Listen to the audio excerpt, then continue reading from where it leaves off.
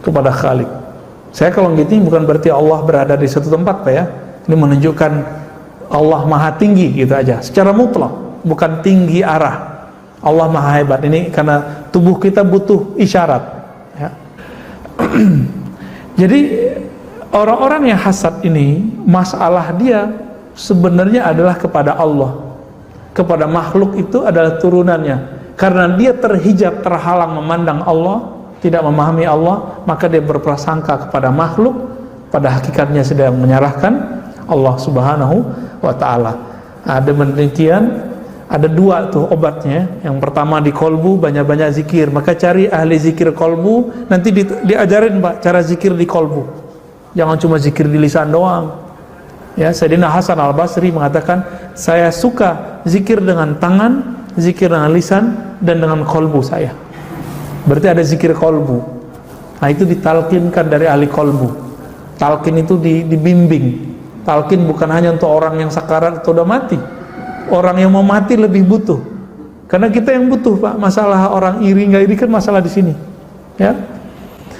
Dan yang kedua itu dalam ilmunya. Nah, ilmu mengenai cara menghapus iri tadi. Ternyata iri ini berkaitan langsung dengan Allah Subhanahu wa ta'ala. Semoga kajian ini bisa membuka sedikit yang terbuka dari kolbu yang mungkin menyimpan hasad.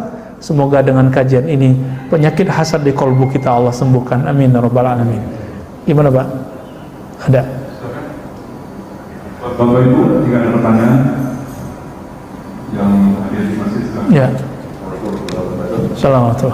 Maaf, saya masih kesulitan membedakan antara jiwa, nafs, dan kolbu. Oke, baik.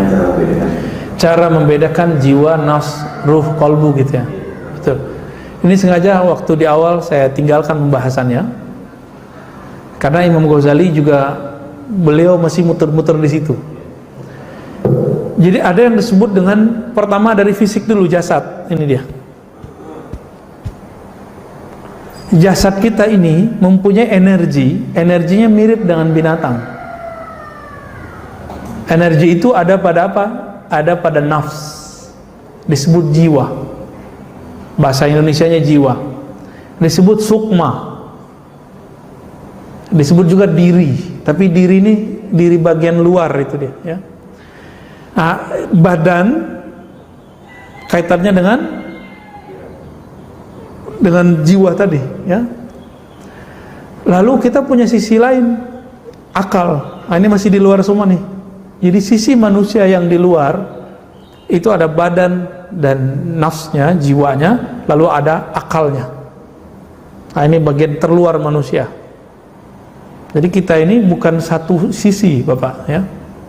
Dan yang kedua, kita mempunyai sisi lain.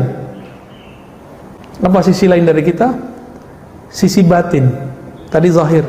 Yang batin itu adalah qalbu, lebih batin lagi namanya ruh. Nah, Imam Ghazali masih muter-muter kadang. Bagi beliau nafs itu disebut ruh juga, qalbu itu ruh juga, padahal bukan begitu. Ya, di zaman itu beliau baru bisa menjelaskan sedetail itu. Di zaman ini kita sudah bisa menjelaskan lebih detail dari Imam Ghazali, ya. Beliau bisa sampai ke sana udah keren, ya. Kenapa? Karena ruh itu min amrillah, ruh itu amrullah, ya, urusan Allah, hembusan Allah. Maka ruh ini tidak mati. Kalau nafs, jiwa, mati deh. Oleh karenanya di dalam Al-Quran, yang wafat, yang mati itu nafs apa ruh? Kullu nafsin, ya itu tuh Mumtaz Pak. Kullu nafsin, setiap nafs, gak ada ayatnya kullu ruhin. Cuma ulama sebelum kita sebagian mengartikan nafs itu ruh, itu kelirunya. Jadi ulama bisa keliru juga, tapi itu gak apa-apa. Dulu bahasanya baru bisa sampai ke sana, gitu. Mereka itu membahasakan nafs itu jiwa, ruh itu inti dari jiwa. Padahal pembahasannya lebih dari itu. Jadi yang mati cuma nafs. An-nafs ini kadang punya karakter binatang, disebut dengan an-nafs al-ammarah. Insya Allah lah di Senin depan, ya, Saya bahas tentang tingkatan nafs berdasarkan kitab ini juga. Sampai nanti ada nafs mutmainnah. Nanti di atasnya ada lagi radiyah, mardiyah, kamilah. Di atasnya sebenarnya ada lagi, tapi kitab cuma 7, ya. Insya Allah bisa dibedain, ya. Kalau kita kan kemarin yang kita mengkaji voice mengawal marah, menghilangkan marah, ya. Dan dalam semua kasus ini kayaknya kita harus memang ya pasti ada ya sudah boleh. Berarti kita harus menghalalnya. Menghalalnya apakah dengan singkir gitu? Penyakitnya jika dia di dalam diri, nodanya dihilangkan dengan zikrullah. Tapi paradigmanya harus dihilangkan dengan ilmu. Paradigmanya, orang hasad itu kan karena konsep berpikirnya nggak bener, nggak, cara benerinnya pakai ilmu, maka ada ilmunya. Tapi bekas yang ada di kolbu, kan dia setiap kali kita dosa itu kan ada hitam di kolbu, itu cara ngilanginnya apa? Zikrullah. Nah, guru-guru kita dulu ada yang pakai metode ngaji aja, ada yang pakai kolbu aja. Nah, yang pakai kolbu doang tuh orang-orang tarekat sufi itu, dizikir aja. Kalau berhasil baru hilang irinya. Tapi faktanya nggak juga, banyak orang tarekat hari ini iri-iri juga, Pak. Contohnya ada rebutan jadi mursyid, rebutan jadi wakil talqin, gurunya meninggal rebutan siapa yang gantiin gurunya. Itu kan berarti belum beres di kolbunya. Kenapa? Karena baru di tataran zikir kolbu, belum sampai kepada paradigma. Paradigma itu yang membersihkan cuma ma'rifat ilmu. Nah, ilmu itu nanti yang konsumsi ruh kita yang konsumsi. Kalau udah masuk ke dalam ruh, dia otomatis permanen. Pemahaman yang saya sebutkan ini, kalau yang konsumsi ruh Bapak, itu permanen langsung, Pak. Nanti setiap kali ada orang mau kita hasad, nanti ditolak oleh ruh kita. Tapi kalau baru masuk di kolbu, zikirnya, kalau nggak zikir, hasad lagi. Nah, ini kelemahannya. Jadi zikir-zikir tarekat sufi itu masih punya kelemahan, karena dia baru sampai pada tataran kolbu. Berarti ilmu ma'rifat itu ada yang dipegang oleh sufi, tarekat, ada yang dipegang oleh para wali-wali yang tinggi. Nah, mereka adanya di ilmu ma'rifat. Nah, Imam Ghazali yang megang itu salah satunya. Beliau sudah di atas itu semua.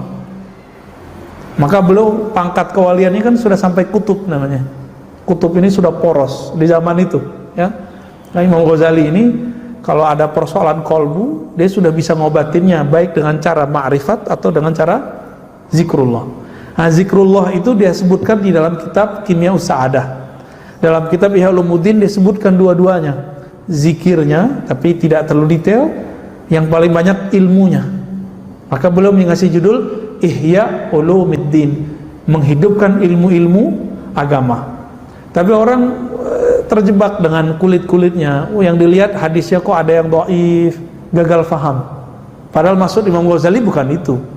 Maka di luar sana kalau ada orang mencoba mengkritisi kitab Ihya Ulumuddin, itu karena dia gagal baca.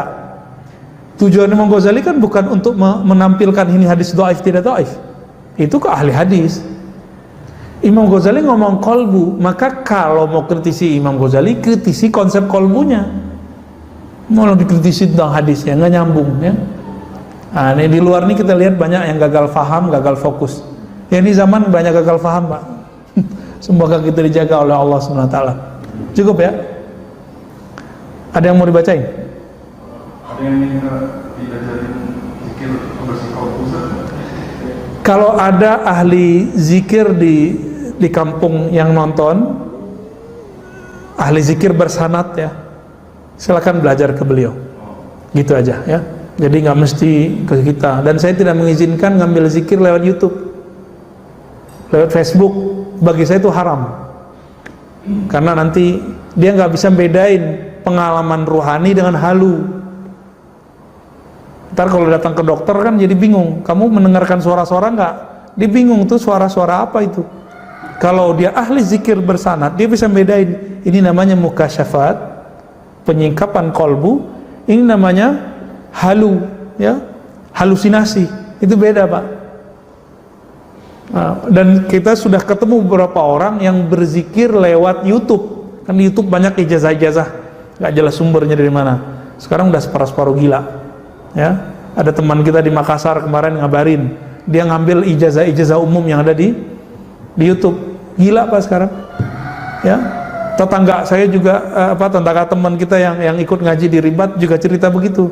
Iya nih, teman kita ngaji lewat YouTube, zikirnya diamalin. Udah gini aja, kalau belum ketemu guru zikir, gak usah zikir dulu deh, ngaji aja, ya, ngaji aja. Karena zikir itu wajib ada pembimbingnya. Orang manah aja ada pembimbingnya biar nggak salah panah. Zikir itu lebih dahsyat dari manah, Pak. Orang kesurupan cukup dibacain nama Allah di sini dia sembuh langsung. Itu kalau zikirnya oke di kolbunya. Kenapa ada orang meruqyah pakai baca Quran nggak sembuh-sembuh? Karena di kolbunya pembaca Quran ini belum masuk nama Allah dan kalam Allah itu. Tapi kalau kolbunya sudah masuk nama Allah, dia datang aja udah sembuh itu orang kadang. Kalau enggak juga ditepuk, kalau enggak ya diapain kayak gitu. Sembuh Pak biasanya. Kalau di kolbunya sudah masuk nama Allah. Nah kalau enggak nanti jadi aneh ya. Jadi tolong jangan belajar zikir lewat YouTube, lewat sosmed. Belajar zikir langsung ke ahli zikir. Karena zikir itu tempat jadi kolbu, harus datang ke ahli kolbu, bukan di kolbu YouTube. Ya, nggak ada kolbu YouTube Pak. Udah ya. Saya rasa cukup teman-teman, karena Allah, insya Allah jika umur panjang kita lanjutkan di Senin depan, besok mungkin dengan Ustadz Zulfikar ya. Jadi, baik. Nasallallahu al-afwa wal afiyah lana wa liwalidina wa limasyayikhina wa lisairil muslimin wal muslimat. Subhanakallahumma wa bihamdika asyhadu an la ilaha illa anta astaghfiruka wa atubu ilaik. Sallallahu alaihi Muhammad. Assalamualaikum warahmatullahi wabarakatuh.